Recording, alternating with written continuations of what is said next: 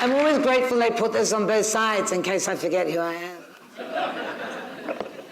Tēnā koutou, tēnā koutou, tēnā koutou katoa. Welcome to this year's Hot Topic, Powering Our Future.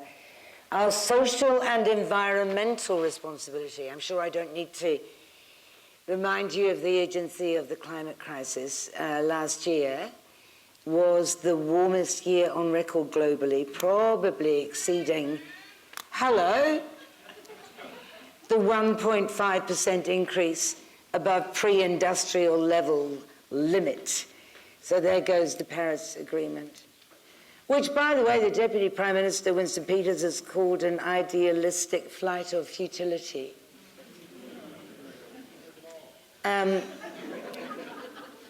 Echoed by ACT, so that's 2/3 of the coalition.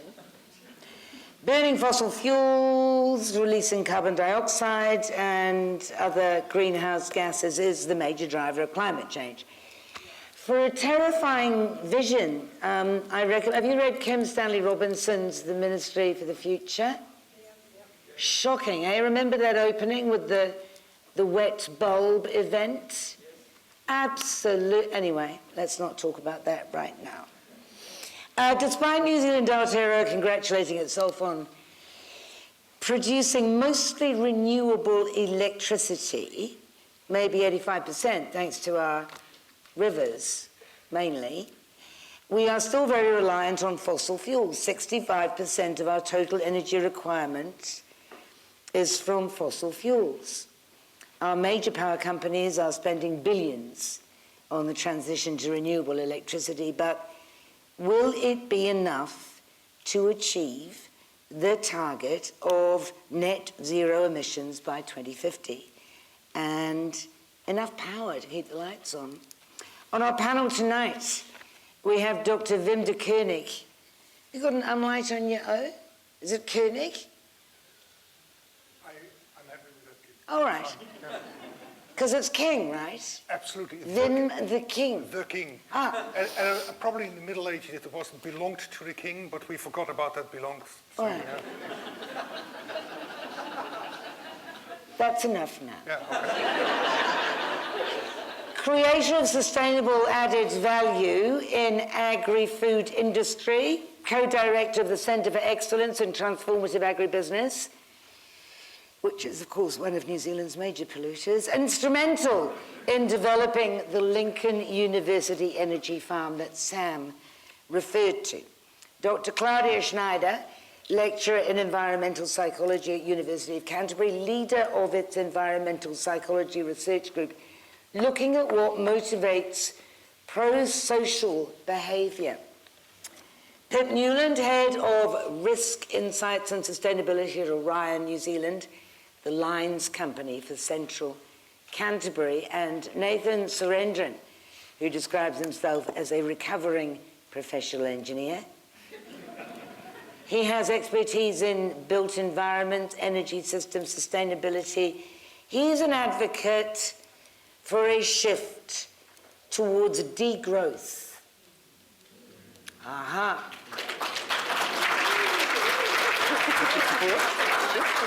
Well, as you can see, we've saved him till last. Dr. de Koning, please introduce yourselves in 2 minutes. Thank you very much, Kim. Kia ora, everybody. We need to think circular. We need to transform the way we create value. We need to start creating sustainable added value. 183 to 1. We have 183 landfill sites in New Zealand and only 1 industrial scale biodigester. 610. We, everyone here in this room, is producing 610 kilograms of municipal waste every year. Don't worry about it, because we'll cover it up in landfill. But the worrying bit is that what we actually put in landfill, part of that is glass, metal, untreated wood, and organics. And at the moment, we do not value that.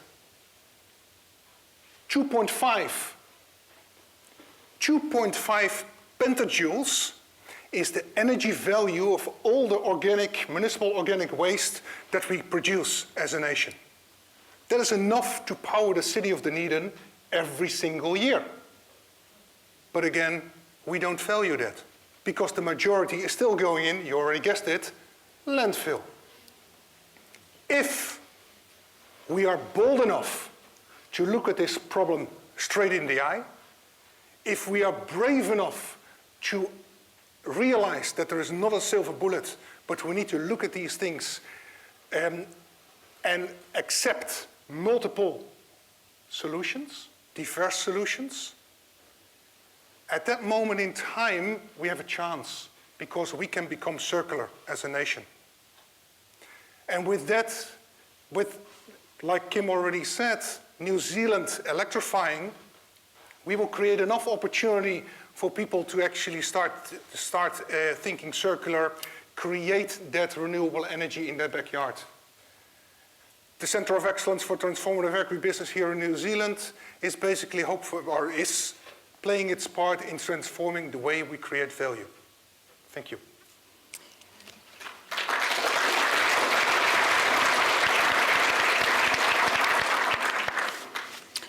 Dr. Schneider. Thank you, Kim. Kia ora koutou. Wonderful to be here and great to see the room so full with so many faces. I'm going to take the we do this kind of action sentiment from Ewan to sort of say that that is at the heart of action. It's us humans doing things or not doing things. So for myself as an environmental psychologist, what I'm trying to do is to understand what are some of the factors that shape our decision-making, our behavior, and apart from what are the factors that define our behavior, is there a way that we can encourage pro-social behavior, this idea that we do something for the good of not just ourselves, but others, future generations, people in other parts of the world that are more affected by the consequences of climate change, and so on. And my particular angles that I'm really interested in, do research in, is the role of emotions, how we feel and how certain communication makes us feel, and also the sort of communicator role when we think about, well, how do we communicate about these topics, about the scientific evidence base, and how does that have an effect on the recipients in terms of trust and decision-making. Thank you. Thank you. At Newland. Kia ora koutou. So thanks for having me along. For those of you who aren't familiar with Orion, so as you said, we're the lines company for central Canterbury. So we take the power from Transpower and we deliver it to your door where we hand over to the retailer. So we don't generate the electricity and we don't sell it to you, but we do show up on your power bill to the tune of about 26%. So we're also community owned. And so that's by the City Council, Christchurch City Council via CCHL and also the Selwyn District Council. So what that means is that the assets that we design, build, own, maintain and operate are owned for our community and they have to deliver value to our community either through the energy that they deliver or through dividend. It's all going through a big transition at the moment. There's a massive, effectively the decarbonisation challenge is an energy challenge, and so that has a big impact on the assets that we design and build and own and operate. And our challenge is how to do that in a way that optimises the positive value that we create for our community, because the assets that we own and operate in the future will look very different to the assets that we own and operate now. And so how we can make that transition the most efficient possible to continue to support our community is really our key driver. And the way that we're proposing to do that is to put our customers and our community at the heart of that transition, because it has to be designing energy assets for our community to use for their benefit and resilience. So that's us.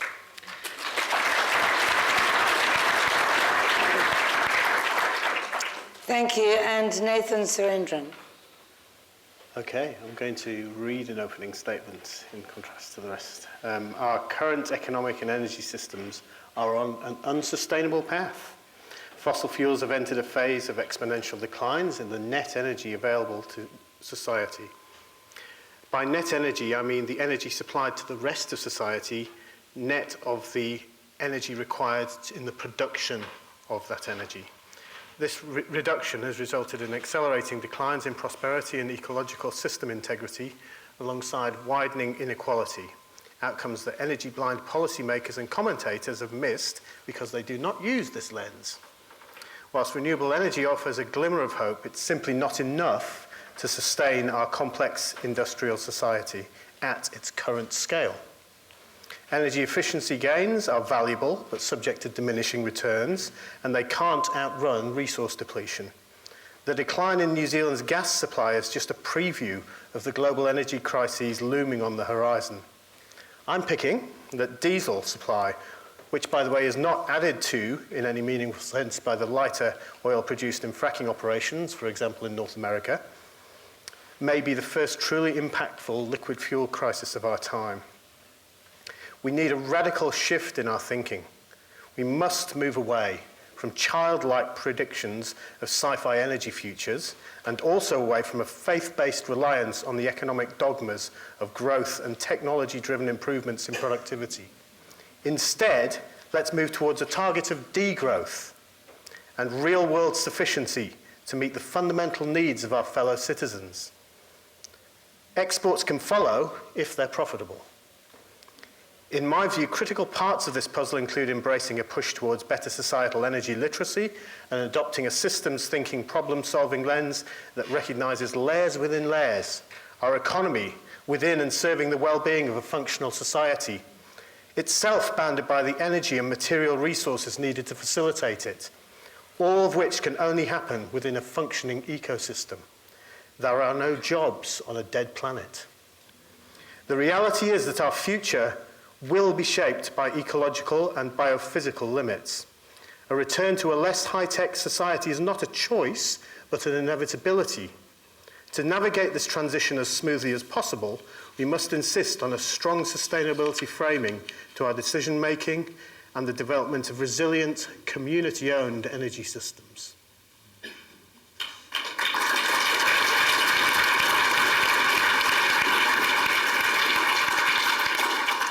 All right, let's just take a couple of points from each of you to begin with.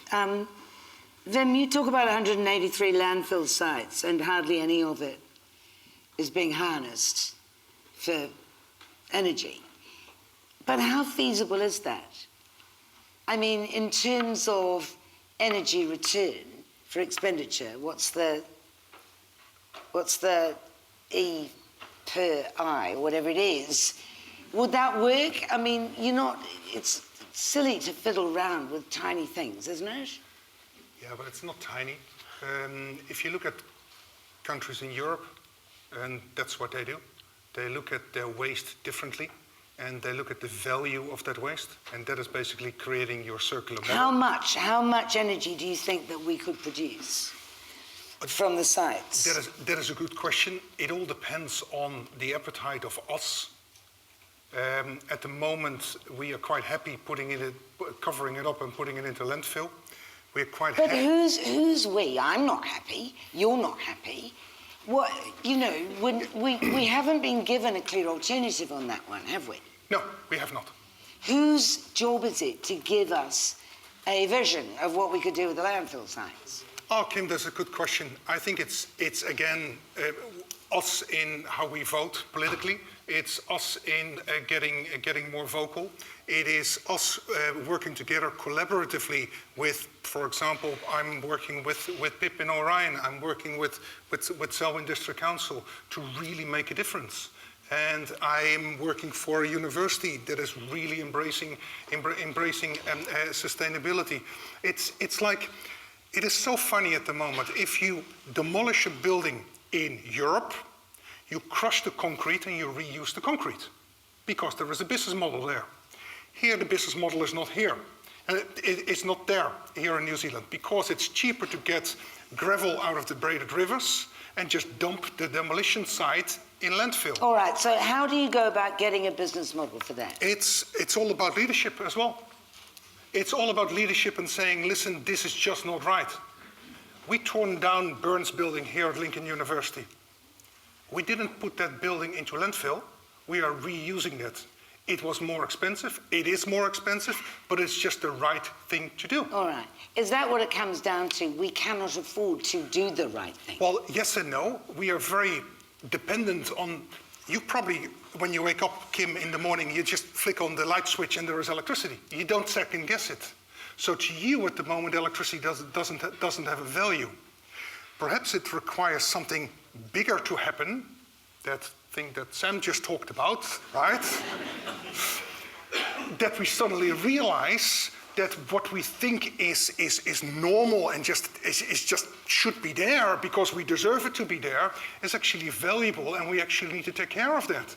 So at the moment we're throwing valuable organic matter into landfill, and on the other hand you see that we're looking at getting nutrients, we're importing nutrients from all over the world to put on our land. So just seems to be a petty point, but we are encouraged not to put organic materials into landfill now. We have, compost bins or organic green things. But the fact is, Kim, that we are putting organics into landfill. At the moment, the majority of the organics that you and we produce is going into landfill.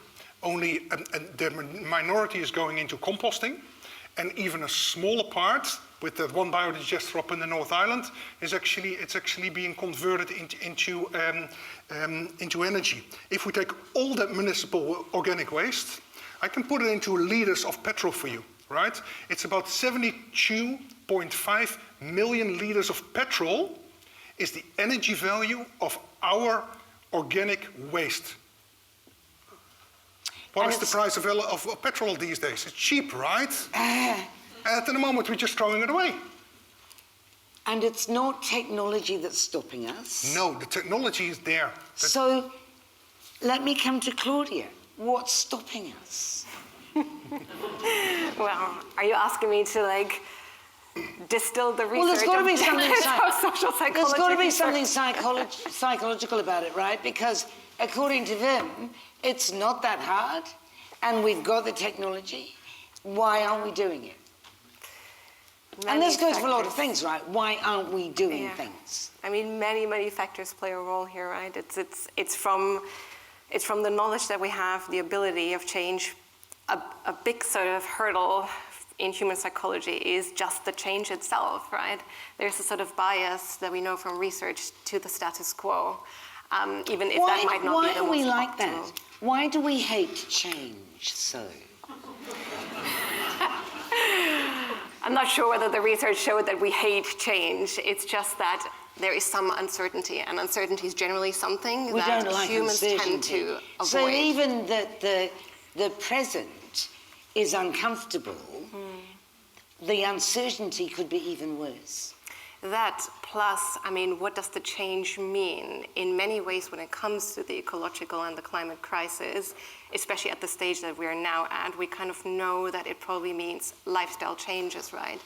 Because if it's just sort of voting for a certain policy, well, maybe I can do that. But if I do it and I know it affects my own personal life, that is very different, right? So it's the uncertainty, but also that, we now know that certain environmental actions have, they're more impactful, others are less so, right? I mean, recycling and using energy efficient light bulbs is less impactful compared to turning vegan, for instance, in terms of carbon emissions, but it has different impact on our lifestyle. So that's just one of the many barriers to change. How important do you think is the idea, given that we're told that the situation is powerless, that it's too late now, and it doesn't even matter what we do, it's too damn late. We just need to move to higher ground and have done with it. I mean, the kind of doom and gloom messaging is sort of what the research shows not the best way to go about it. So some of the early climate change messaging actually focused more on the kind of fear-based messaging, but we know from research that can turn people off in the sense that we only have sort of a finite pool of worry. So if we're overtaxed with a lot of negative information that's not paired with solutions and something that we can do, it's sort of, well, what can I do? And then there's, again, so much uncertainty, so much anxiety, and we know that climate anxiety, especially in younger segments at the moment, is quite high.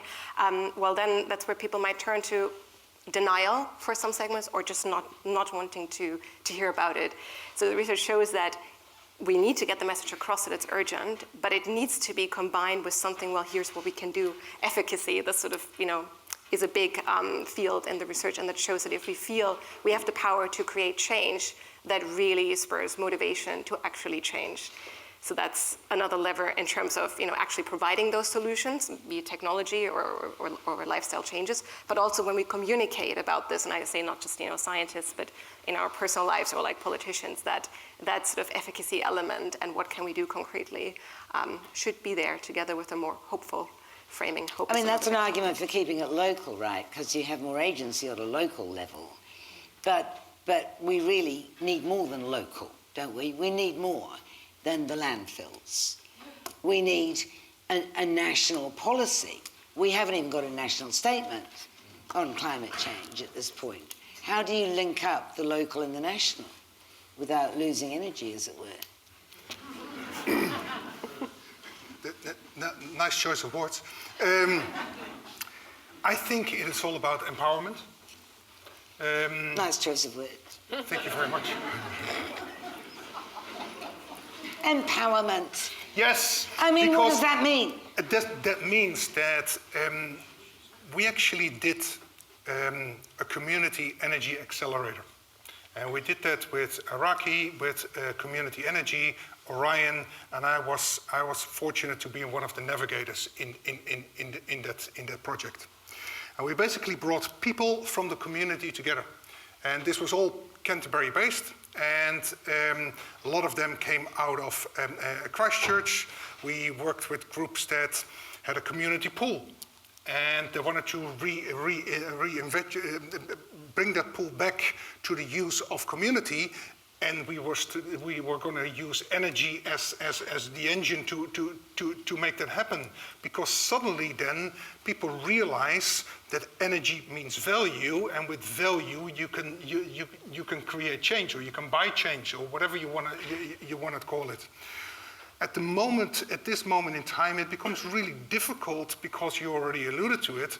We're sitting with a Resource Management Act that is dated.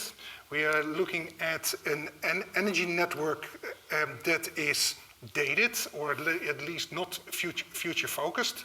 So, yeah, so it needs to be us that says, hey, listen, it needs to change, and hopefully then, yeah, and we do that by creating champions. We do that by creating examples. We do that by getting a group of the willing together and basically doing it, asking for forgiveness later.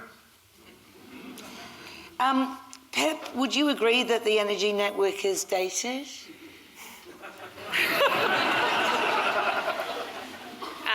Well, there's no denying that some of the assets on our network date back to the 1960s and 70s. So we have long-lived assets, and as a result, they've got a long tail on them.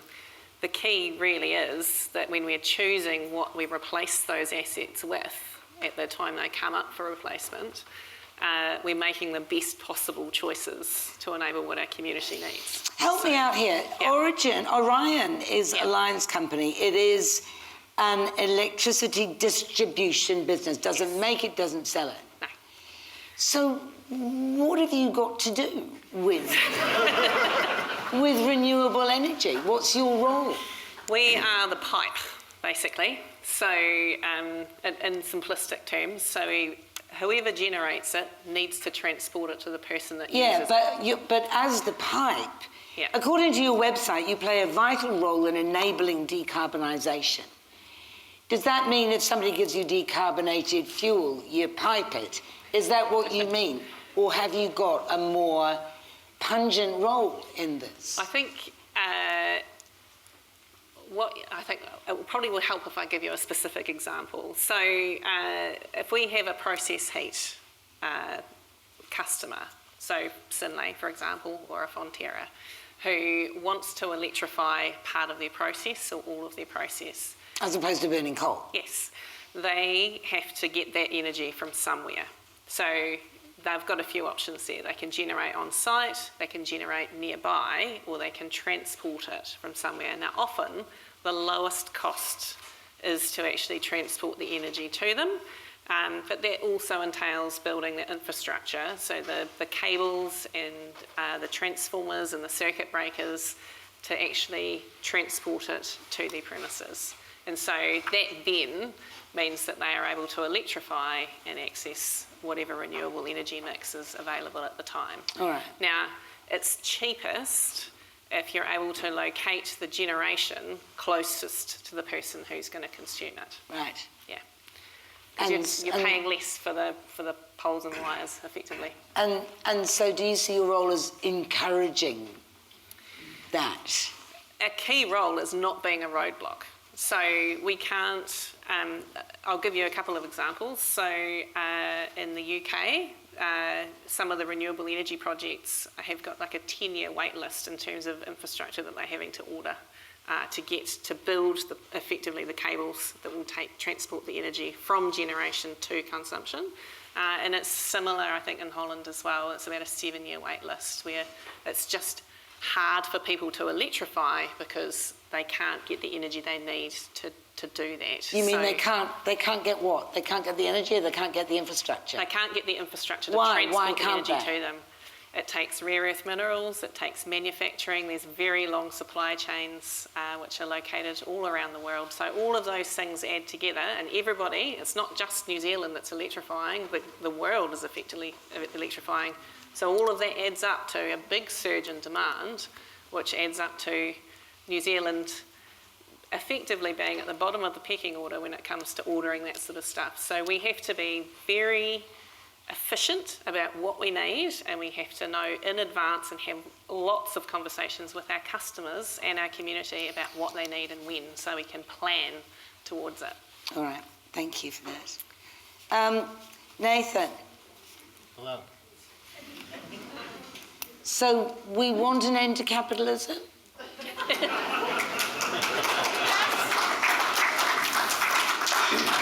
I mean, I'm sorry, I'm not putting words into your mouth, but I mean degrowth, right? I kind of expected better of you. The function, did you? I did. The function of capitalism is growth. Yes. How can you have capitalism and degrowth? I don't think there's a choice. Well, actually, there is a choice. It's a binary choice. So we have, as I said, a finite life expectancy for industrial society because we have built it on a finite resource base. As such, the end of growth is baked in. It's a certainty. It will happen. There's a question about when it will happen, but that's a different question. In terms of, do I want an end to capitalism? As people somewhat tritely say, it's the best system of a whole bunch of bad alternatives, right? And it's the one that we've chosen and we've kind of stuck with it. I don't necessarily agree with that. I think that degrowth as a concept is really about choosing, instead of collapse, which is effectively what we're choosing through inaction or ignoring the reality of the biophysical constraints that we face, we can choose to plan around that constraint and to choose a pathway, a glide path into a soft landing for industrial society. And that's really what degrowth is about now. What is it that you think is so unsustainable? If we've got renewable energy, then why can't we just carry on till the sun burns us up? That's a question that can take hours to answer. There is a short version, and I will try to give it now. So, the reality is that when we look at our fossil fuel use, we have a really, we've embedded it in every part of society.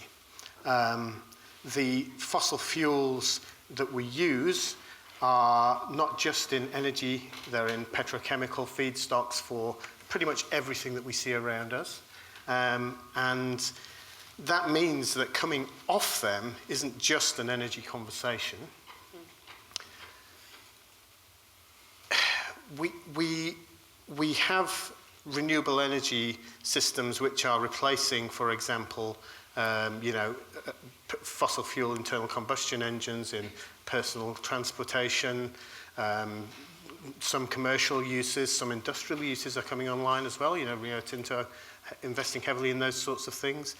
But because renewable energy is a more diffuse source of energy, I mean, fossil fuels are basically fossilized sunlight, right? You know, you've taken sunlight, turned it into biomass through biological processes, which is then being converted through geological time and pressure into the fossil fuel resources. That's a free concentrating effect, which we're leveraging with our current systems. The renewable energies use the diffuse sunlight to create usable energy, which has utility to us. But not dense enough. But, well, not dense enough to give us the same level of utility that the fossil fuels have given us at the same scale that we've currently got. No, I take your point. In that sense, Wim, are we being sold a pup? Are we being told that renewable energy is, you know, going to lead us into the glorious future? But in fact, as Nathan says, it's a pale shadow of what we have been used to. And in fact, it's been predicted that we will, by 2050, need at least 3 times as much energy as we are using now. Yeah, I come back to us again. And that's probably where Claudia can help us as well in how we as human beings can actually change. You agree with Nathan, we need to reduce our expectations of affluence? No, I think we as human beings, we need to be able to start to change. We need to see the urgency, we need to change. We need to change in the way we accept things around us. We need to start accepting alternatives.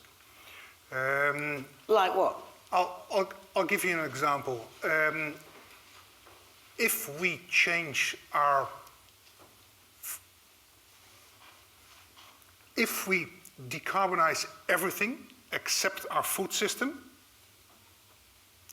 we will still be in trouble with global warming. The other hand, if we decarbonize our food system, we can become carbon positive. But the biggest problem there is us, because if I look at the consumption habits of us here in New Zealand from 1961 until 2021, it hasn't changed. So it requires us to start eating differently. So I'm not saying that we should not drink our alcoholic beverages. I'm not saying that we should all not eat meat if we want to eat meat, but it's a different mix. The Lancet basically... You're saying we should eat less milk and meat? Yeah, it needs to be a plant-enriched diet. All right. We need to start becoming more efficient with our resources. All right. So there needs to be an efficiency drive. This sounds really counterproductive, but we need to be becoming more efficient within our agricultural systems to do more with less. We need to look at creating less food waste. So in other words, if we eat 2 potatoes, we shouldn't boil 3, because then we know that we're going to throw away 1. We need to... You never ever throw away potatoes. Are you crazy? Well, at the moment, that's what we're doing, Kim. At the moment, we're creating enough organic waste to power the city of Dunedin, remember? All this seems to be kind of embroidering around the edges, really. I mean, when we're facing an existential crisis and you're talking about only boiling 2 potatoes instead of 3. Yeah, but if you are the only one that thinks we are at the border of a crisis, that is not going to change things. What? I mean, most people surely think that we are, do they not? Do they? Who thinks you're a selected bunch, aren't you, really? Who thinks we're facing an existential crisis? Oh, God. It's serious, isn't it? Yeah, okay. So neartheless, there seems to be something more required than small things. We need a big... What should the government do? What should the government be doing at this time of existential crisis? Oh, I was in the fortunate position to be invited to come to Parliament and to talk about renewable energy. And at what point was this? After Shane Jones has said drill, baby, drill? Or after... Or after Luxon had said gross, No, gross, gross. This was still on the Labour. And but I was asked about the role of renewable energy and the role in our rural landscape, because if you look at New Zealand, we are a rural society. Bar perhaps the Auckland region, we are still very much dependent on thriving rural communities. So how can we actually empower those, or I know you don't like the word, but how can we help those rural communities? And energy is one of those helplines. One of the members of parliament at that moment in time of the party that you already mentioned basically said, why aren't we being silly? Why don't we ask Australia to build another nuclear power plant and we just run out an extension cable? So it's not such a stupid idea, right? No, it's absolutely fantastic if you love nuclear energy. Needs must. I mean, needs must.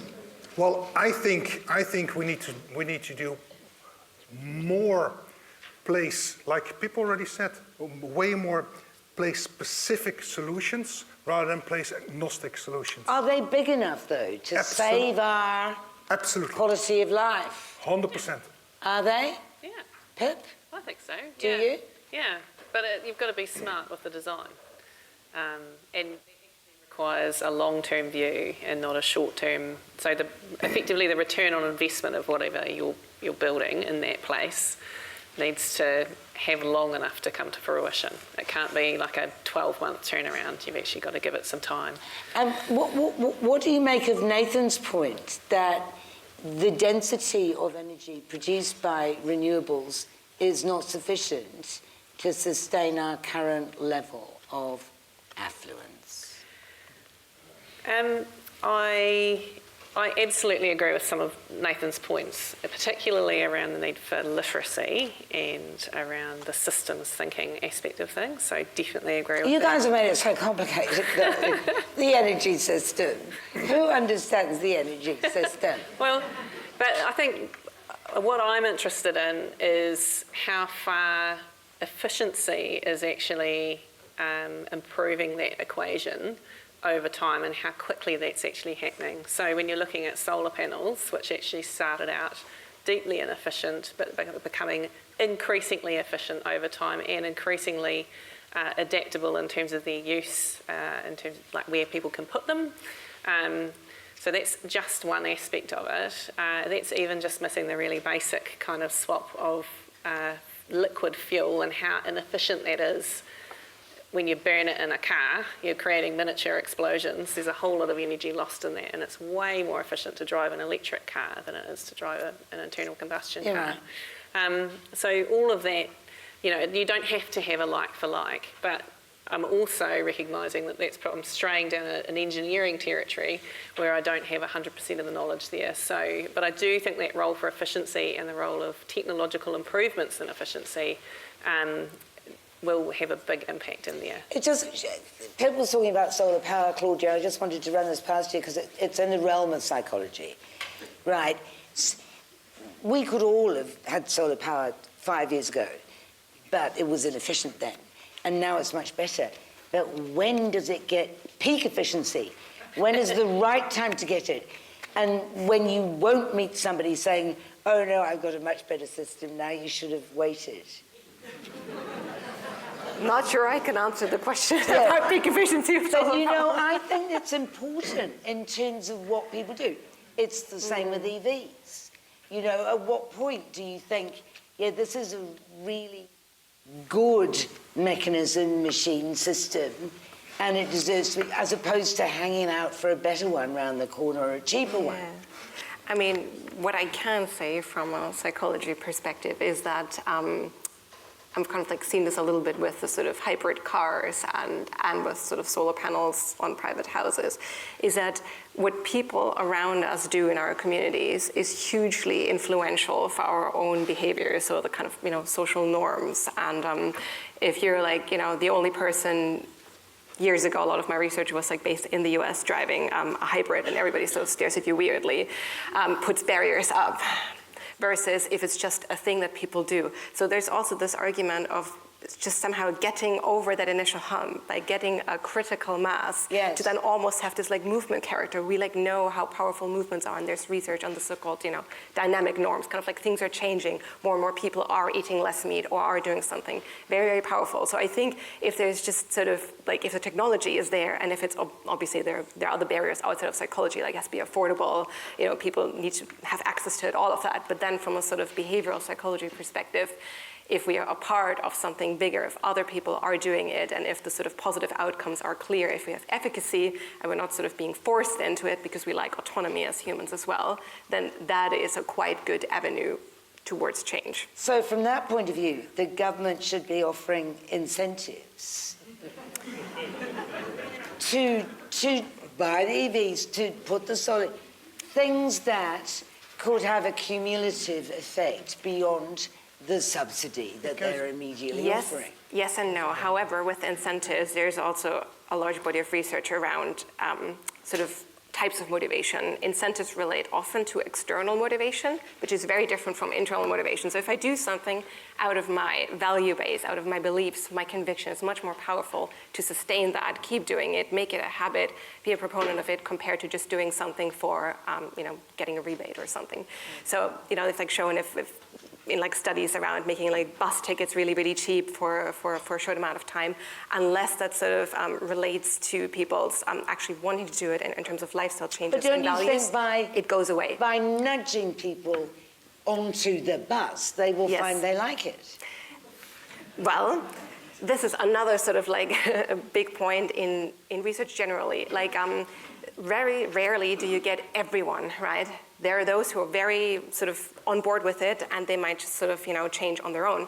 There are those who are the hardcore deniers, and it's very hard to get them, right? So it's kind of like those people in the middle who could be maybe swayed. So yes, like once you start doing something, also because we know the power of habits. Once people actually do something, and they might, get a really, really cheap bus ticket, and they try it out for like 2 months, and if there are actually enough buses that they can commute in a good way, and it doesn't take like 2 hours or however long, right? But like if the sort of infrastructure is there, then you're right.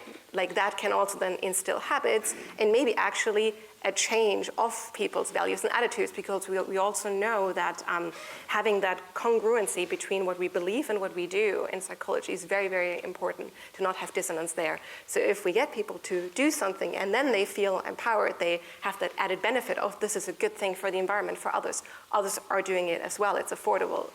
It's possible. Can you see that happening? Can you actually see that happening in this context? You mean specifically to solar panels that people would have on their own houses, or paying more for renewable energy? EVs, electric bikes.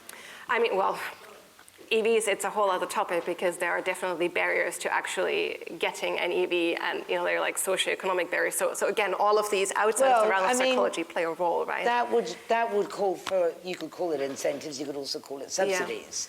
Yeah, like there's definitely sort of, when you look at the kind of behavioral science psychology research, right, like at the kind of models, it never sort of explains all the variants, right? It's a part of it.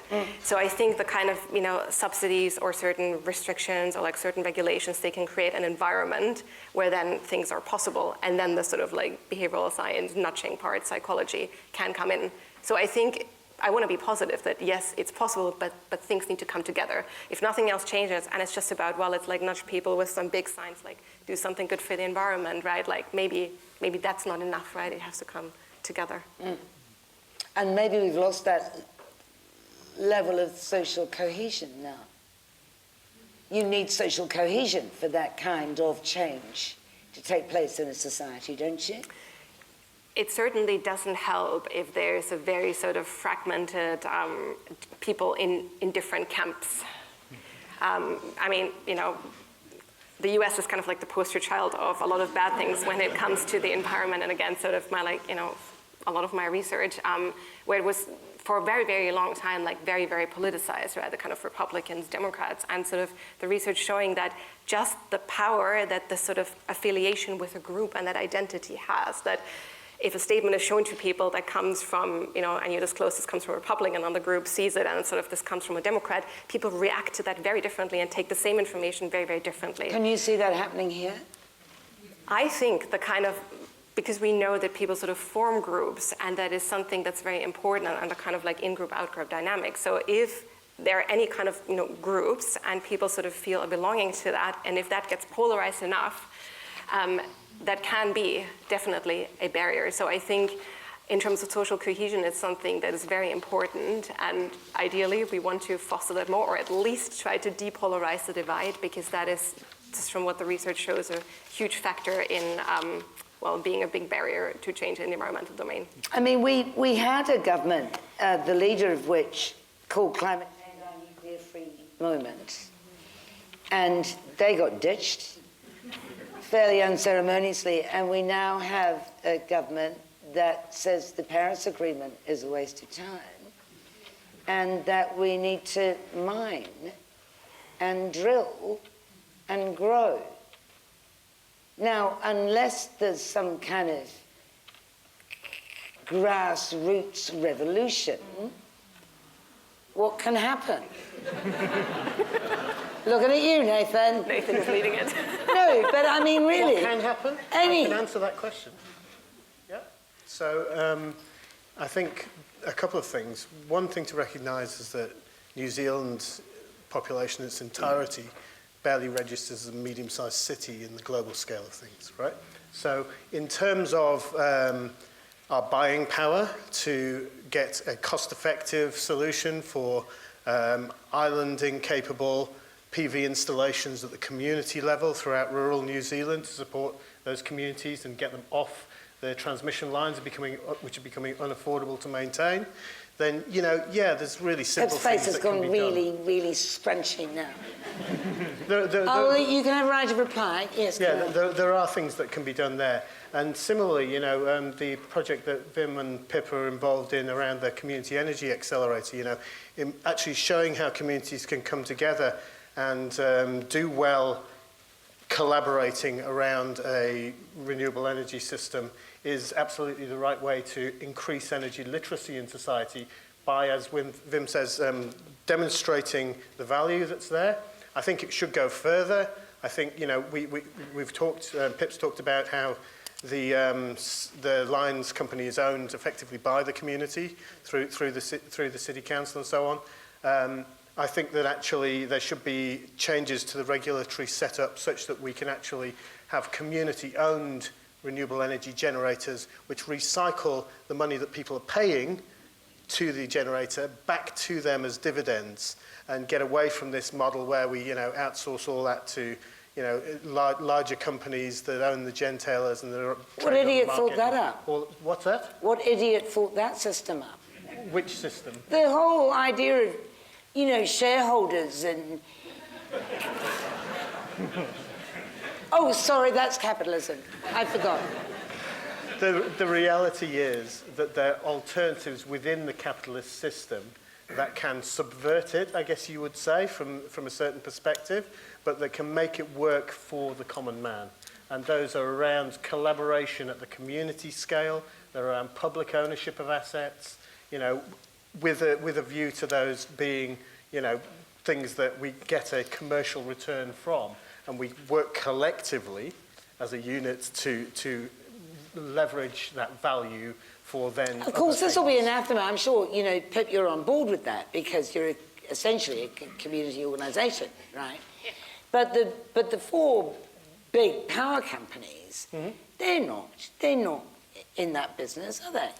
No, and the reality is that they have a model which works well for overseas shareholders. And the conversation that we need to have as New Zealanders is, are we happy with that? And if we aren't, and we would actually like to see some of that value recycled back into our communities, then we need to change the way that we vote, and we need to change the way that we empower people like our lines companies and so on to actually make an objective difference. And that requires energy literacy, it requires financial literacy. There's some basic problems with the education system where, kids get out of school without having that level of knowledge, because it's not complicated. You can make it it's not complex. You can make it very complicated, but it's actually really simple. Here's the other thing, though. These 4 big power companies, the Mercury, Meridian, and Contact and Genesis, they are spending billions on the transition to renewable energy, wind and solar, Yeah, and and they're geothermal, doing right? it at grid scale with multi-megawatt wind turbines at farms and solar farms. Which is ultimately getting us off the fossil fuel. You're suspicious? I'm suspicious of it in a number of ways. I think, ultimately they are doing things that make commercial sense, and they're optimizing for the highest return for their shareholders rather than the best outcome for the citizens of the country. Those are 2 different things, and they are literally two different groups of people. And they are also doing it at a very large scale, where I think the evidence, and particularly the stuff that I was talking about before about, the end of the fossil fuel age and the end of industrial society, indicates that we should actually move to a more local scale when we're implementing these things. I think doing it at a large scale still requires large scale distribution and transmission of that energy around the place, and that will become uneconomic to maintain. Smaller scale systems, particularly if we did it as a nation and we bought a standardized system, this is the engineer kicking in, that actually was something where we could hold a strategic reserve of spare parts sufficient to see us through, several months where the Alpine fault has knocked out all the bridges in the South Island or something like that, so that we can actually train technicians in our local communities and create jobs to maintain and operate those power plants. There absolutely are solutions that are right there on the table. I could go and I could buy the components tomorrow and do this. It's just it's political will, and it's a sense in the society of this is something we want to do. And currently we don't have that because our energy literacy is so low, because it's not in the interests of people who currently hold the levers of power to empower their citizens. It just isn't in their interests, and therefore it does not happen. And we can change that. It is a simple thing that we can do. The fact that we aren't is, as you said, a result of a whole variety of factors that relates to broader societal momentum, I guess you'd say. I'm sure there's a dialectical argument in here, but I can't express it. But the more you hear about billions of dollars being put into renewable energy projects by the big ones, the more you think it's going to end in disaster. Do you? Or it's like encouraging us to feel okay about the present system. It's a pabulum. Is that what I mean, a pabulum? I don't know. I've never used that word before. Know that term. I'm sorry. We can start making up words. It could be quite fun. But I think that the idea of small is beautiful is an idea that I come back to regularly when I'm thinking about this. And, E.F. Schumacher's book from the 70s, economics as if people and the planet mattered, right? Very, very much talks about this idea that actually, functionally, actually, from an evolutionary psychology perspective, we're not designed, evolved, however you want to think about it, to operate at the sort of scale that we're being asked to operate at. And actually, if we get down to smaller functional units, then there's more possibility of proper collaboration, enhanced cooperation, better societal outcomes. Right. It's that simple. And that's all scientific knowledge, and in Europe. Or the maximum number of community effective. We understand that, we're beholden, as I said before, to the civic religion of growth and progress in New Zealand because of our sort of neoclassical, neoliberal leanings in terms of the public dialogue, and that's very much to our detriment in the long term, unfortunately. It's just the reality of it. It seems to me that New Zealand is what do you think about all that, Vim, by the way? Coming from the agro-industrial complex as you are.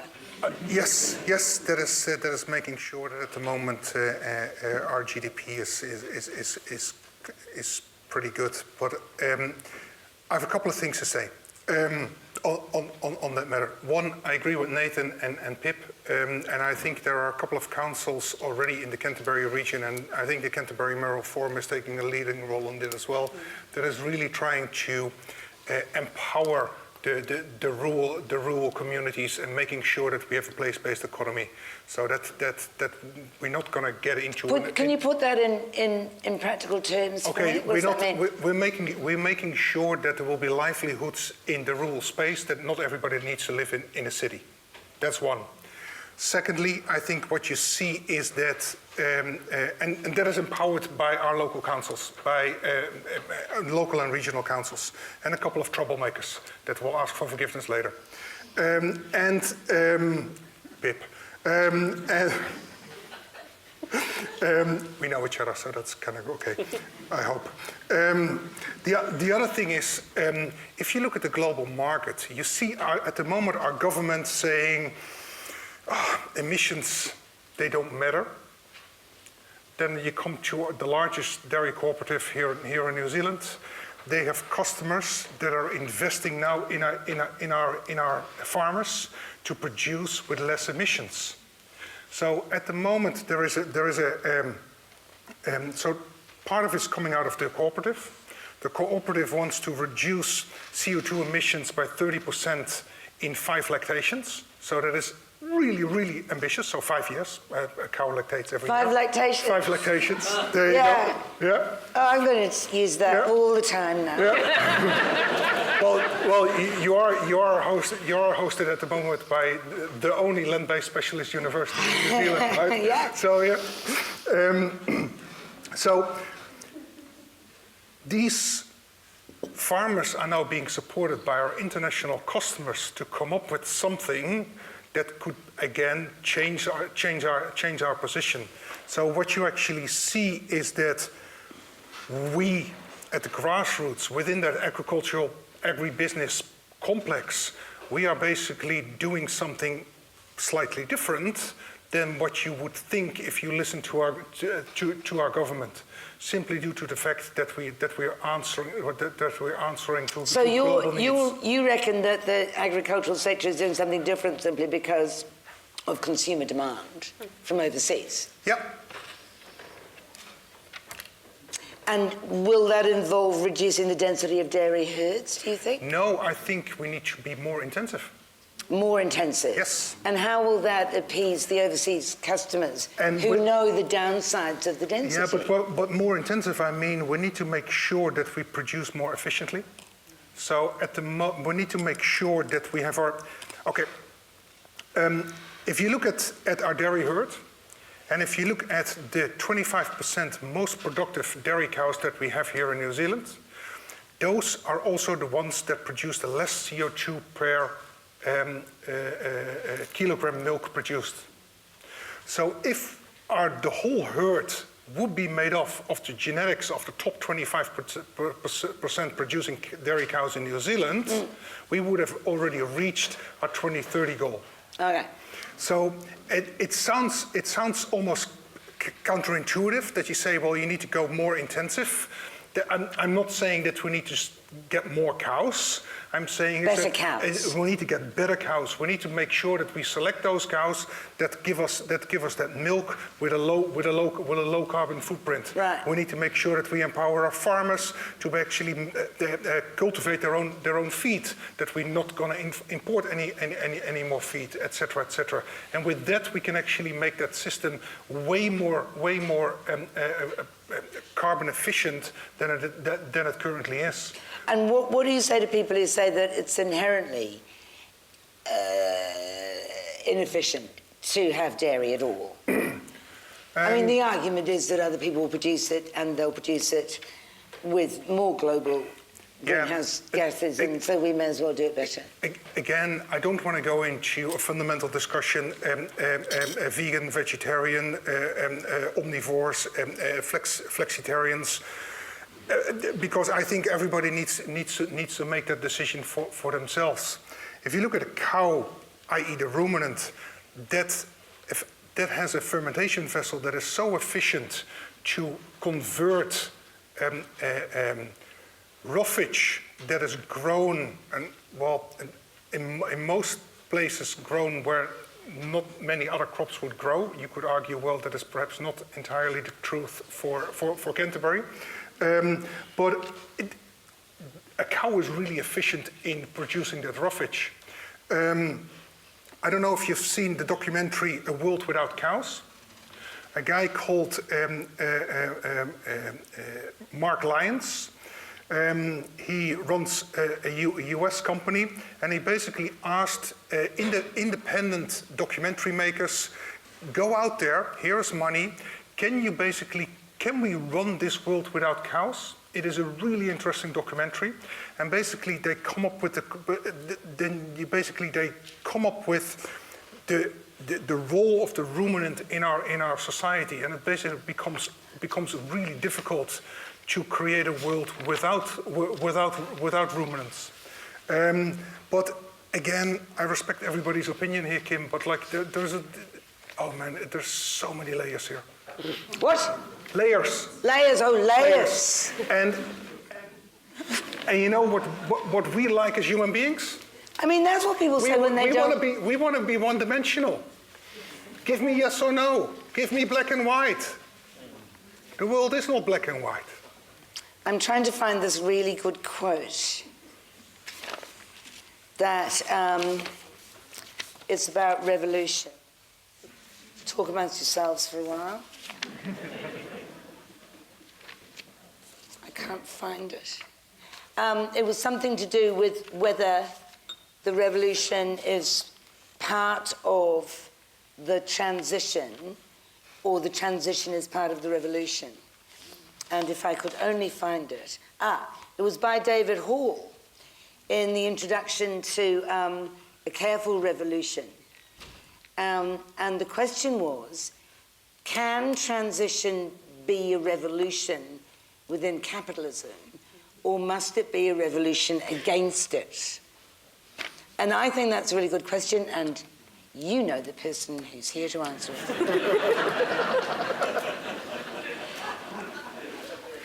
I think I've just demonstrated that... you do not believe transition can be a revolution within capitalism? I think I've just demonstrated in my previous answer that I believe that there are parts of the transition which don't require revolution.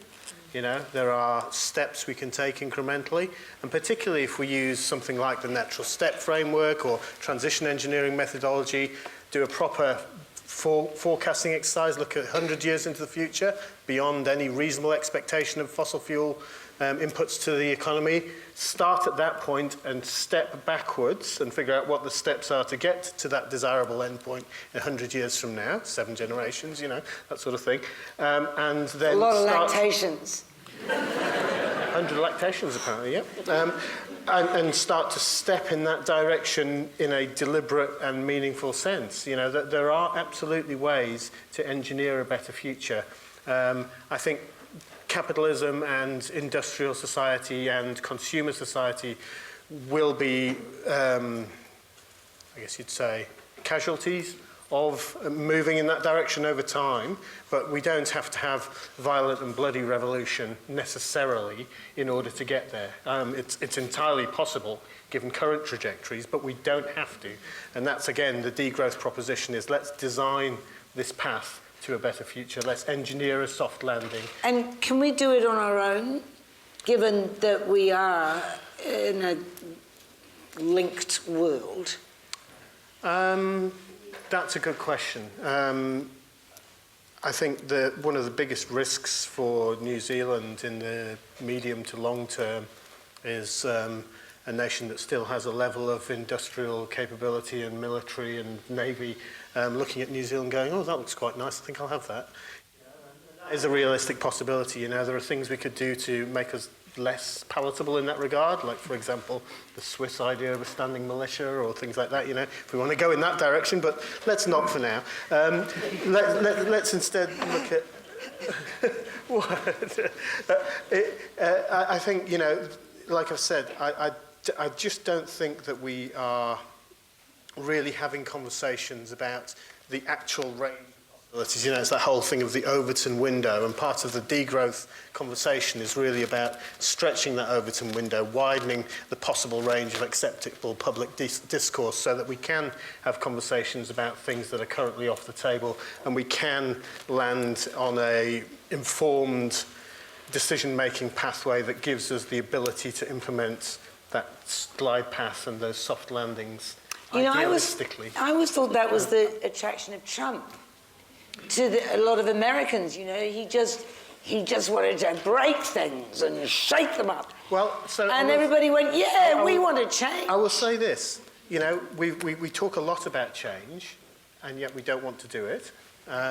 And actually, you know, sometimes, often it seems, if you take a historical perspective, it does take a Trump or a similar character to come along and start breaking things in order for us to then go, okay, well, it's all broken. It's all broken. So, you know, let's look at this and go, okay, realistically, we're not going to build that again, are we? Because that was built in the 150 years between the start of the Industrial Revolution and, you know, the turn of the century, in a period when growth and expansion and limitless possibilities was seen as a realistic proposition. I don't think anybody really thinks that now, do they? I mean, you know, idealistically, some people still hang on to, you know, the dogmas of growth and expansion, but actually, it doesn't really ring true in this day and age, does it? You know, so it's a case of, you know, whilst we talk about one thing, we're desperately actually seeking around for an alternative, and there is an alternative there. We just need to talk about it, and, you know, until we do that, then we're not going to get very far. All right. I want to know. I mean, I was looking at the EECA website, and they had this image of a vision of by 2050. And their vision was petrol stations will have disappeared, demand for fossil fuels halved, carbon emissions from energy used in New Zealand homes will have dropped by 75%, electricity generation is the only course of remaining residential carbon emissions. That doesn't sound terribly exciting from a revolutionary point of view, but I wanted to get your opinion, Vim, starting with you, on what, not a utopian imagination, but what do you think 2050 will look like in that context in New Zealand? Well, I can't predict the future, otherwise I would have given you the lotto numbers for the next lottery, but I can give you my hope. All right. I hope it's collaborative. So I agree with Nathan there. It needs to be collaborative. But the worse things get, the less likely we are to collaborate. You know, rats. No, because small spaces. Yeah, but like I think Nathan is right. We have a common enemy, and common enemy brings people together. If we identify the common enemy. Sorry? If we identify the common enemy. Yeah, but I think as long as we take things for granted, we don't value them. So as long as we take things for granted, we don't value them. When we start valuing things, we suddenly realize that they are valuable and that we need to start protecting them. So we need to, when I arrived in this beautiful land, basically what I recognized were two parallel worlds, Maori and Pakeha. And to me it was just face value, it was just how it was, right? Because I came here as a newbie, but they just took the wrapper off me and that's it, right? But there are so many more potential polarizations between those groups that they forget that there is value in collaboration between those two. If you look at community energy, it could well be that energy is the one that will actually bring communities together, so we actually will start talking to our neighbors again. If we ask our neighbor the question, how are you? we really expect a truthful answer rather than just saying, how are you? So my hope is in 50 years' time that energy will Not have... even 50 years' time. 25 years' time. is what I'm in after. 25 years' time, my hope is that energy will have brought that collaborative and that community spirit into my life, into our lives. It would be a very interesting scene, wouldn't it? Claudia, psychologically speaking. What do you think? Well, I think two concepts. One, foot in the door, the other one, co-benefits. We talked about the revolution, and I think if things get so bad that there's no other choice, that's the sort of scenario that we don't really want to reach, right? But the idea of this work that, when you get people to do a little thing, kind of have the foot in the door, and then it's easier for them to do more steps that are coming subsequently. So if somehow the environment was created that change can happen in a small kind of stage, and then people do it, people get used to it, and then the idea of the co-benefits also comes in how we talk about it, right? That it's not just about the sort of narrative of the change in negative terms and bad changes to the lifestyle, but there's a lot of work that shows that, just highlighting, for instance, health benefits to a cleaner environment, right? You go out and running, and do you really want to have the diesel fuels, inhale them and, causing cancer and all sorts, or the other alternative. So it's also a lot about just what is salient to people. So kind of making the right things, the positive, the hopeful things, the benefits salient in people's minds. Sort of what the research suggests is that can be quite powerful. Again, it's not the end all be all, but I think from a psychology perspective, that's sort of where I would suggest kind of starting.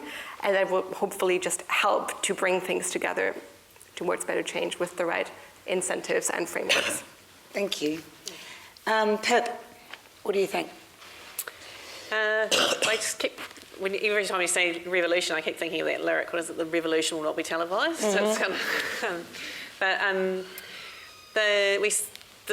our team at Orion spent a lot of time thinking about what 2050 looks like and exploring what that looks like in terms of demand. So I can give you a pretty pragmatic answer if you like. Let's do that. Yeah, it's kind of everything, everywhere, all at once would be my answer. So it's a combination of big utility scale generation, large scale build-up of distribution plus community and place-based energy solutions, potentially not within urban centres. Why are you looking at rural. both? I would have thought that one made the other unlikely or unnecessary. The combination between the two is what's required to electrify. So you might have a balance, or it might be on a spectrum. So again, we're not predicting exactly which one it is, but there will definitely be a scale up of a utility scale. And there will definitely be some community and place-based. How big each one is depends on the level to which communities can cooperate and invest on it.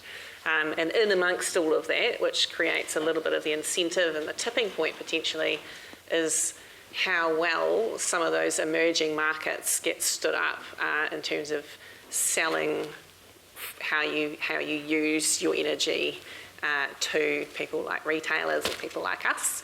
And that looks like as simple as turning your hot water on and off, or it could be as big as having a whole lot of batteries all in a big bank and turning them on and off. So and that's an emerging market.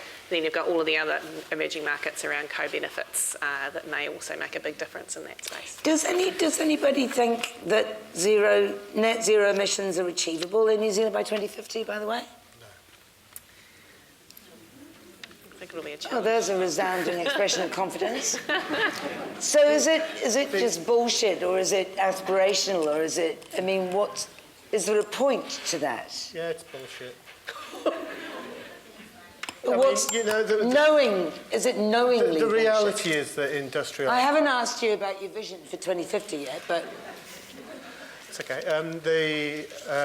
The reality is that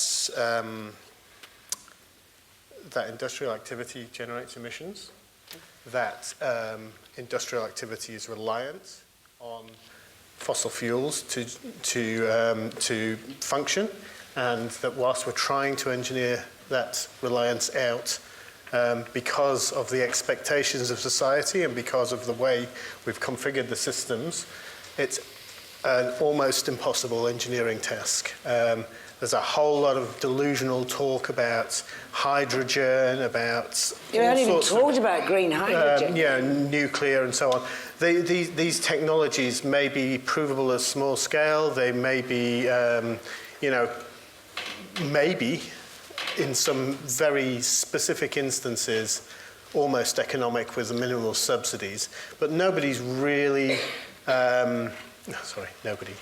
nobody who really has taken a look at them and has an engineering background and understands the technical aspect of it believes that they will scale to the level that, for example, the IPCC relies on negative emissions technologies, nets, like biomass energy, carbon capture and storage. It's nonsense, and it's provable nonsense. And actually, So are you saying the IPCC is promoting nonsense? yes. Knowingly or obliviously? I think that what happens is you have economists bloviating about things that they aren't trained to understand, and that they unfortunately have the ear of policymakers, and because it's a good news story, people run with it. And so... And It's just the reality, right? I mean, And so Winston Peters is correct when he says the Paris Agreement is fortuity. in some respects, yes. I think, there's a lot of nuance, and it's very difficult in a short format conversation like this to get to the nuance. But in a general sense, the reliance on negative emissions technologies violates the laws of thermodynamics and is fundamentally not possible to, it's just not, hydrogen, just to take an example, is never going to be economic because it has a negative energy return once you generate the hydrogen by splitting the hydrogen and oxygen atoms apart using electrolysis. That seems obvious. So Yeah. why are people still banging on about it? Because they believe economists who are telling them a good news story rather than engineers who are sat there going, hang on a second. Because people want to hear good news, and there's a genetic, evolutionary bias as to why that's the case. Actually, there is good news in the story, though, because actually, I think what we lose in terms of or what we have lost, should I say, in terms of our current overdeveloped economy, which is reliant on fossil fuels, is a whole lot of connectedness and things that in the developed nations manifests as widespread depression, anxiety, it's an inability to choose because we've got so many options. That's not what we're evolved, designed to live like, and actually losing some of that, which is viewed, from a particular segment of society who has a very loud microphone as, a threat to their way of thinking and their way of doing things, actually from a individual and a communal perspective will be a huge benefit to us. I suspect that the people who are going to lose it are not the ones that are going to feel better about losing it. No, well... Sorry, what do you mean? Well, I mean, there's an issue of equity, whichever way you look at it. Yeah. But, the people who are going to suffer whatever happens are the people who are already suffering and are not in a position to be resilient about losing. I don't know. I mean, the masters of this world have a lot of paper wealth, but actually, when it comes to it, possession is 9/10 of the law, and, there's only so many bunkers that he can actually physically control at any given time. So, I think as the economic system unwinds and, dysfunction grows, actually a lot of that paper wealth will be eliminated. And actually, it's a case really that the higher up the cliff you climb, the further you have to fall, right? I suspect that I'm going to be depressed when you tell me about your vision for 2050 now. It depends. So It does. on the note that I've just talked about, I think that 2050, yes, we're going to try and do all the things that these guys are rightly promoting as, positive things that can increase pro-social behaviours through collaborative action on a particular topic. Energy is an obvious one because it's such an important thing to us. The reality of the fossil fuel resource depletion curves that we're on is that we will see something like a 5 to 10% per annum reduction by 2050 in the total amount of supply. And if you remember the 1970s, when by the way the economy was doing a lot better than it is now, a couple of percentage points globally nearly tanked the global economy, right? So, the reality is that we are going to see a very, very different future to the one that we think we're going to see and the one that we're being sold. And it's our choice, as I've been trying to say, to choose whether we ignore that reality, la, la, la, and be dragged kicking and screaming to the party, have it happen to us, or we can choose a degrowth path where we actually have adult conversations about these things, make sensible decisions based on factual evidence, and actually make that glide path a bit longer and that landing a bit softer. And that's ultimately my recommendation, and what my hope for 2050 is that we do that. Crikey, it's the best we can hope for, isn't it? Mm-hmm. All right. Questions from you guys now. You're already shouting at him from the middle seats. I believe there are roving microphones. And so, if you put your hand up, one will come to you. Yep. Hello. This discussion has been very rational, and I appreciate that, but I'd like to ask the advice of the panellists. How do I, as an ordinary citizen, deal with those people I know who are not particularly rational, whose motivation is largely Freudian, and who, for example, insist on driving the latest double cab, gleaming 4x4 wank panzer and F you to the environment? I mean, we are not ultimately rational creatures, are we? And that's a serious question. I'd like a serious answer, please. Yeah. Any takers? Sure. I mean, I think that my experience of people like that is there's a couple of things going on. So one is that that behaviour is symptomatic of deeper psychological root causes. Crisis of masculinity. Childhood traumas, being dropped on the head too many times as a baby.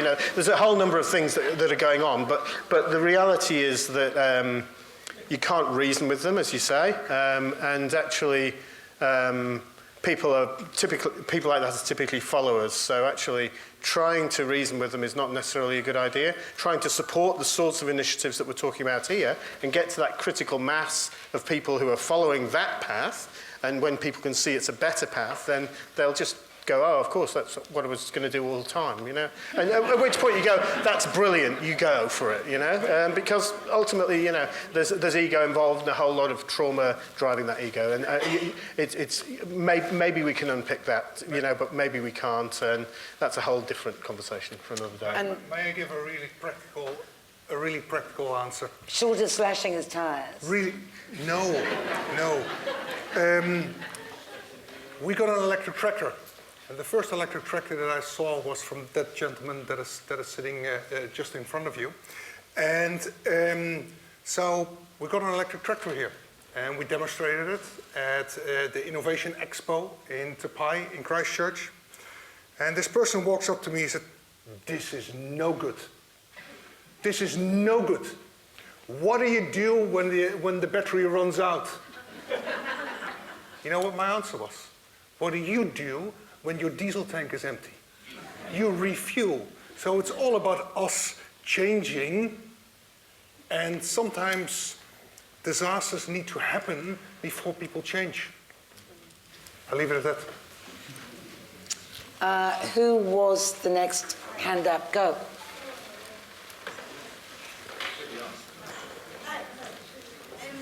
It's kind of a question for Nathan, but for everybody. Is the mic on? So the mic's on.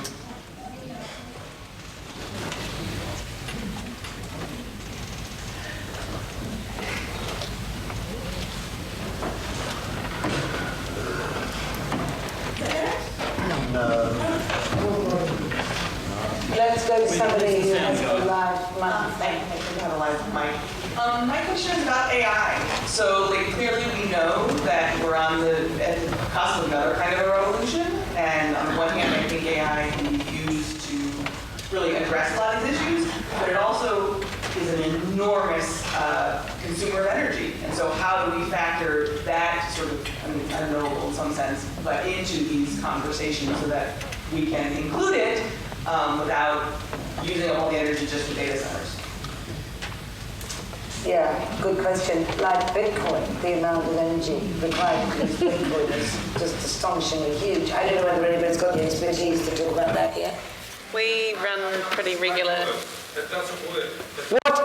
AI is snake oil. Yes, all right. We'll come to that. Sorry, Pep, you were saying. Just that's something that we look at in the process of trying to forecast what energy demand will possibly look like through to 2050. So And we you haven't factor landed. all that in. We have to think about those sorts of things. And I mean, this will be why, you know, the lower estimated that we'll need 3 times as much energy by 2050 as we are using now. Because there'll be heaps of stuff that's going to chew it up. yes. But then it would be so good to put a horticulture site next to my data center, because that data center needs to be cooled with water. At the moment we do the smart thing, but just dump the water in the environment. It's called waste. So we don't actually value that waste.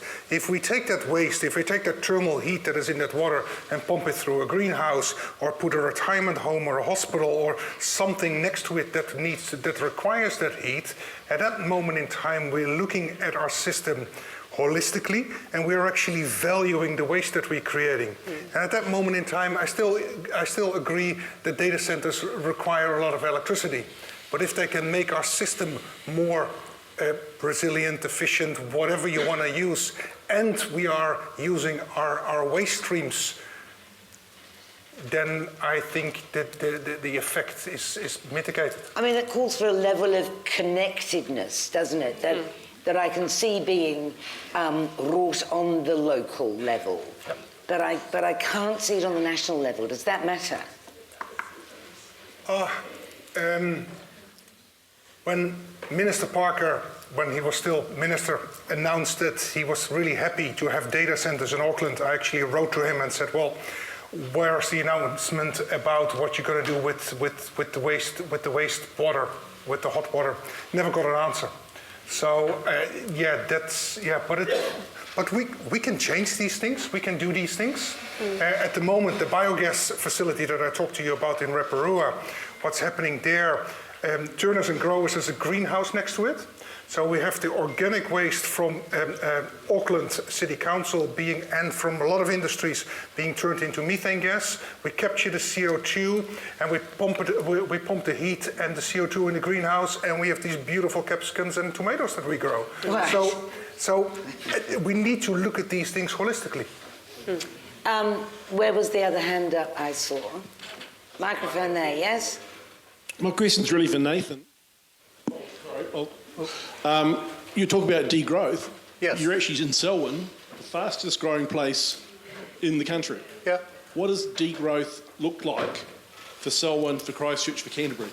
That's an excellent question. I mean, the reality is that as climate weirding and industrial dysfunction grows, we will see a lot more relocation of people. I think, you know, there's a great report from the Post-Carbon Institute called The Future is Rural. So we'll see a lot of people moving back into rural areas, away from the urban centres, as those urban centres, which are built on a presumption and a requirement for continuous large-scale flows of energy, start to fail.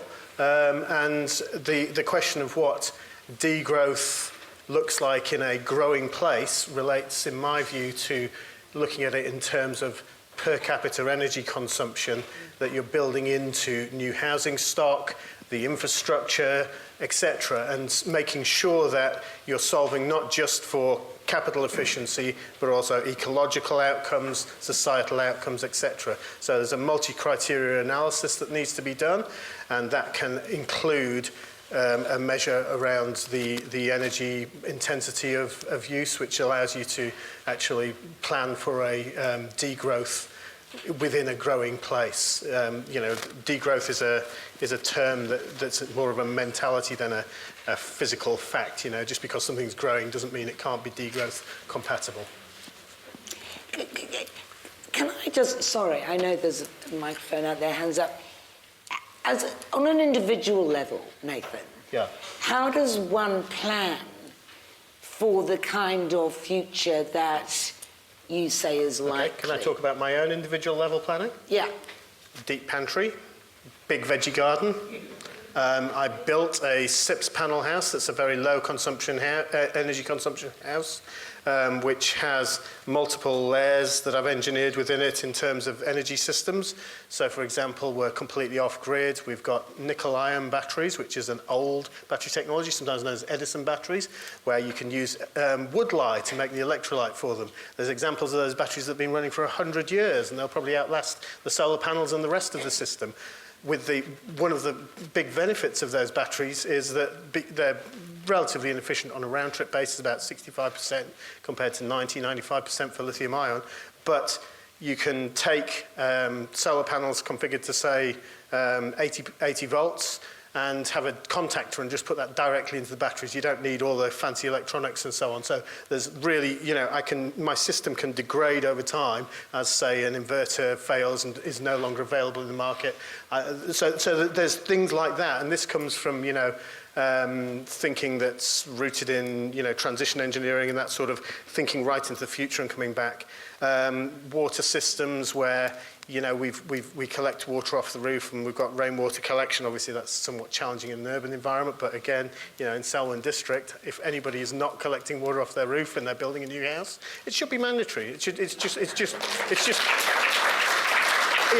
not rocket science, so appropriate technology, simple systems that can degrade gracefully over time.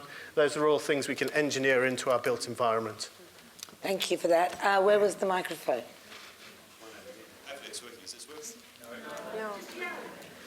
Yeah, just yell. I'll repeat the question. Just yell. Okay, I'll try. At the Downstream Energy Conference last week, all the keynote speakers talked enthusiastically about growth as a strategy, as an agenda. How do you manage the dissonance between that and climate change? Do we need an energy strategy in this country? Yes. Yes. So the question was the Downstream Energy Conference, everyone's talking about growth and do we need an energy strategy? I think clearly we need an energy strategy. I think the energy strategies that we have are often very limited. The New Zealand Business Energy Council's scenario planning, which drives a lot of thinking in industry around energy futures, has to include scenarios around things like zero import of fossil fuels as a scenario for the future, and that will drive different thinking. So, but in terms of the current thinking that's out there in central policy circles and so on, the energy strategies coming out of there around efficiency and lots of underlying assumptions which are tacit, they're not explicitly stated, around things like business as usual and no major perturbations to the system and the ability to recover entirely to somewhere near where we were post, say, Alpine fault quake or something of that nature, or in economic collapse. A lot of these different disasters, a lot of the risks that we have, all point to the same solutions, which are small, local, appropriate technology. Things that were done in the 70s. Like, I was speaking to a guy at an energy meeting down in Southland about 10 years ago, and he ran his tractor on syngas from a wood gas producer for 10 years in the 1970s. These things are totally possible, and retrofit of that sort of technology is something that we can, and ultimately I think we'll end up doing. I've got a great big squirrel file of all this sort of stuff that I'm just waiting for someone to come and ask me about, or see an opportunity to talk to people about these sorts of things, because ultimately we are going to have to do with less, and we're going to have to simplify, and that doesn't mean that we can't have sophisticated solutions. Just look at some of the stuff that was produced in the early parts of the Industrial Revolution. Really sophisticated, long living. I've got tools in my garage that are probably 100 years old. We need to design for durability and that sort of thing as well. But I agree. We need to have an energy plan, but nationally. But sometimes we can't control national, but we can control local. Yeah. So what we did is we asked Selwyn District to actually create one. And an energy strategy. Yes, and they listened. And so we're actually going to develop that together with them. And so more to come. See, that sounds exciting to me. The cool thing there is that then the Canterbury Mayoral Forum heard of this, and said, we need to know where we stand. So the Canterbury Mirror Forum is doing an energy stocktake. So again, that will be the basis for an energy plan. So it's not that we are sitting in a vacuum and thinking that, whoa, the worst things can happen, or listen to these large people saying, well, it will be a large-scale utility. No, there is definitely a movement in Selwyn District, but also in Canterbury, of councils and EDBs, and in that case, universities as well, both from Canterbury University's Lincoln University, that are really supporting this local energy transition. So we don't have the solutions, we don't have the answers, but yes, we are taking it seriously, and we will come up with a plan.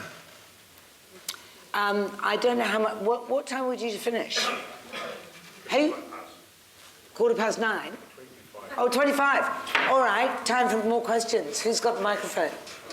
Speak up, whoever it is. I've got the microphone. Am I live? Good.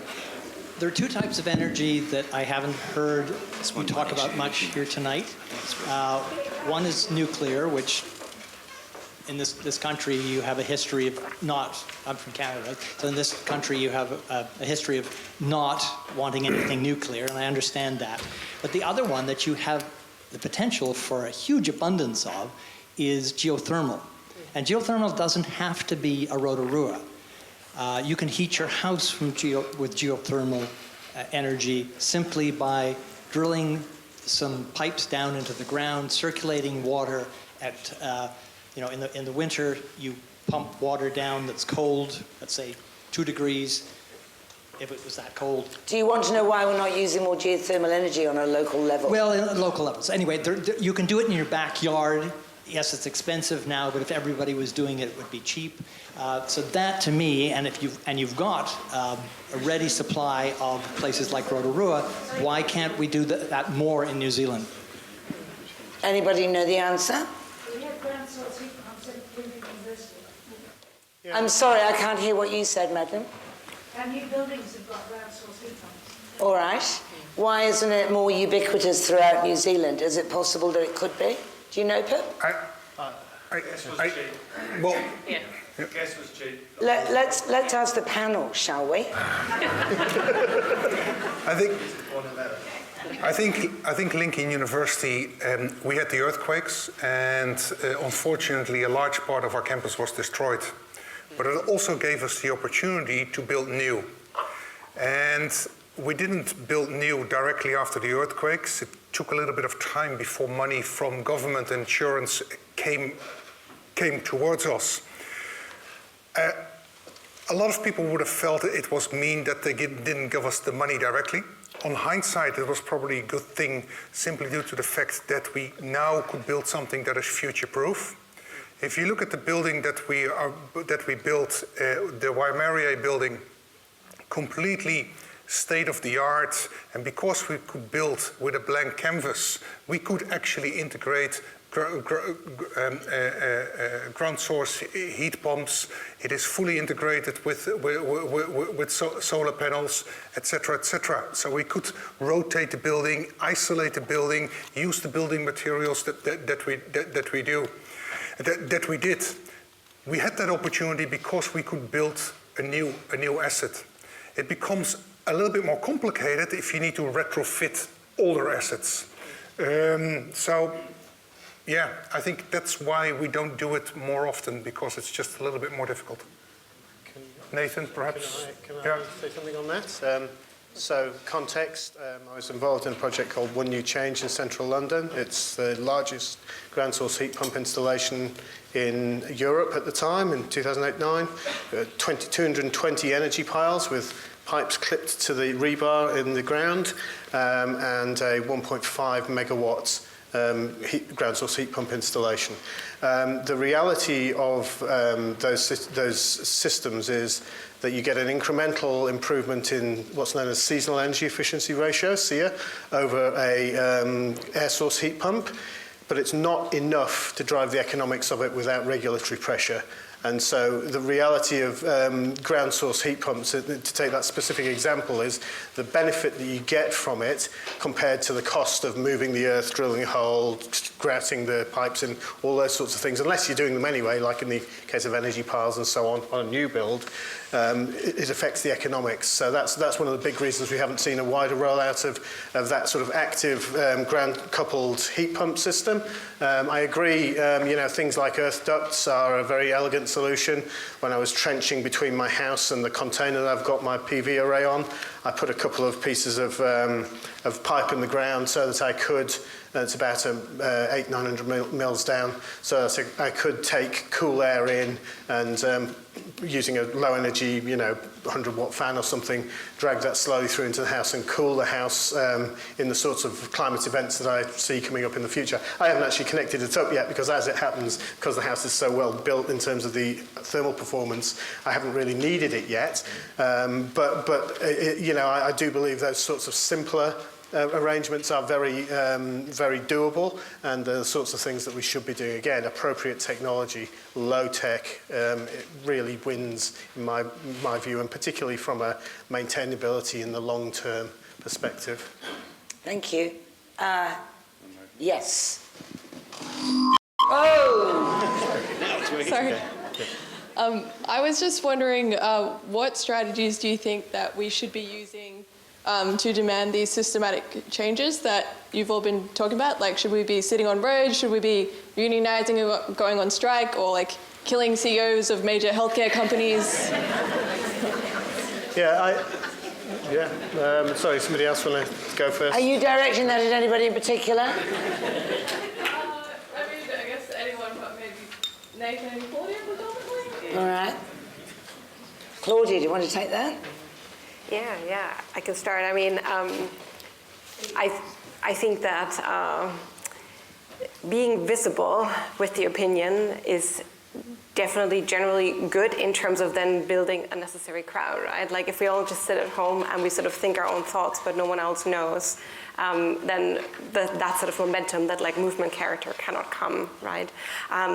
So the sort of social movements that we have seen where like people come together, it's like a common goal, and that can sort of maybe like create pressure that can be beneficial. However, there's of course also sometimes the cost of then, putting others off, like, for instance, like back in the days with like Extinction Rebellion, like London, when they then interrupted public transport, right? Like that has cost to people who actually like need it, and they needed to get to work, and like then this can clash in terms of how then society goes into like camps sort of like for and against again. But in terms of being very vocal and finding those groups, also in terms of support, like when it comes to like climate anxiety and all of these issues, sort of like finding a group and having that togetherness, psychologically speaking, is definitely a good thing, and something has to happen. So maybe not the kind of like cutting everything down revolution, but the sort of building momentum in a group. There's something, I mean, if we are facing a crisis, I feel a bit weird about, the message not to offend anybody in the protest, not épater les bourgeoisie. I mean, if something needs to be done or said, then... Yes, no, I was just talking more about that it will then possibly have some repercussions, right? And then like, politicians or whoever can then take this and like say, well, this is the upside, but like this is a downside as well. So it's just more about being aware of like who would be alienated and if that is okay or if that is not okay. So it was just more about strategic. I mean, this is not an incitement to violence in any way. Yeah.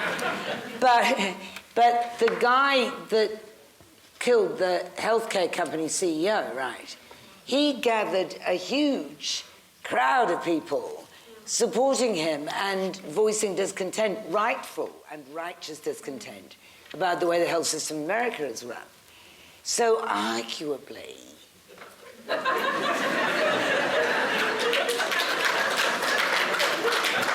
Nathan, did you want to say something? I feel like that's a bit of a trap at this point. No. No, I think it's a both-and situation. I think that, everyone has a part to play. I think that ultimately we can't sustain things that we're not gifted and passionate about. And if that's what you're gifted and passionate about, is, you know, directly getting in someone's face and shouting at them, then by all means do that. You know? At the same time, you know, if you're gifted and passionate about energy transition and the subtleties of, you know, ground source heat pump, seasonal energy efficiency performance and so on, then do that, you know. I mean, there's a place for everyone. And I think, you know, we all collectively doing our bit can shift this momentum, you know. And I mean, it's in a sense, it's good that we've got momentum, right? We can't steer a parked car, right? So, you know, it's just a question of directing that energy somewhere. And yeah, we all have a part to play in that. Was there another question? Yeah, have you got the microphone? No, but I can yell. Okay. No. So my question is degrowth, and I guess all of you have the capacity to answer this in some way. From what I'm understanding from degrowth is it could look a little bit, the landing pad eventually, for generations to come, will look a bit more like the Amish or the Solomon Islands or something like that, because ultimately you're talking about play space, so we're not going to be having quite the same international trade that we have now, so it would be really going back to older ways of living. You mean we'll be stuck here and nobody will visit us? We won't be outsourcing things from China, is probably more it. Yeah. Potentially. That could be what it might look like into generations, right? Potentially. Potentially. So, given that, what have you guys learnt from what you were talking about before, Pip and Wim, about what you've done locally with the energy and the community, and what you've learnt, Nathan, by being off-grid living, and maybe what Claudia's picked up in her studies? What can we start to implement now that we're able to do, and whether it's people doing, this lady talked about what she can do, come and do your submissions. Central and local government are always asking people to do submissions. So what can we start implementing so that local government, central government, and people can make choices now that we can do? Because I like what you've said, Nathan. You've given us solutions by talking about off-grid living, and I think there's a lot of opportunity. Rainwater collection was mentioned. Let's build on that.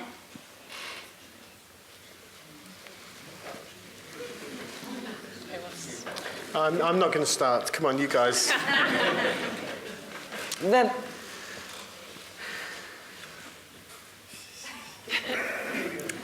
Just do it and ask for forgiveness later. Yeah. What way? Do what? Well, you know what I'm doing for the council, right? And that is just, I walked up to the chief exec of Selwyn District Council together with Sam Elder from Orion. And we walked up to her and said, do we have a deal for you? And what I like about Sharon, Sharon is the chief executive of Selwyn District Council, is that she truly believes in partnerships. And she took the time to hear us out. And we came with a collaborative approach. Then you guys wrote it into strategy. You voted for that as well. And the cool thing is, when it's in strategy, we need to do something with that. And that's what we're going to do. So sometimes it is just a couple of people, and very much like perhaps I use different words than you would use, but just stepping up to somebody and say, hey, listen, do I have a deal for you? And then just take it as it comes. And failure could be one of them. But if I don't try, I'll never know. We have time for one more question, if it's a really, really good one. Well, I've no idea whether it's a good one or not, but it seems to me that some of the lessons we could have learned have come out through health and safety. I mean, we brought on seat belts, we've got helmets for the cyclists, and that's done through policy, technology and communication. In terms of getting the energy message out, perhaps we can learn from that. And I was also thinking about during the first lockdown, when we had that marvellous cohesion throughout all of society. I mean, I had neighbours talking to me who never talked to me before, albeit across the road. And we had the teddy bears, and we had the tag team of Jacinda and and her cohort, we had the banners about kindness. And so at that time, we had a cohesive New Zealand. Somebody mentioned before the need for a common enemy in order to bring us together. Well, that was a pandemic. We obviously don't want that again. But I'm just wondering if we can learn from some of those things in the past. Can I answer that? Yes. Yeah, so we absolutely can. I mentioned a couple of times tonight the transition methodology, and actually the reality is that that's a methodology pioneered right here in Christchurch by Susan Crumdyke and the Advanced Energy Materials Lab. She's now currently over in Ateri at Watt, but the methodology that she proposes, the transition engineering labs, are a way of actually bringing effectively, the same sort of thinking as that health and safety driver to this problem of what our energy system should look like. And, for those elected members in the room, commissioning someone to run some sort of transition engineering labs in this community or in the region, it will be a highly recommended approach. There's a lot that, I hope I've said that's somewhat counterintuitive in some respects. It certainly goes against some of the common narratives, and that methodology helps us to make some of that explicit and to just kind of sit with it for a bit and have some adult conversations. So, yeah. All right. Thank you. And please thank the panel, them and Claudia and Nathan.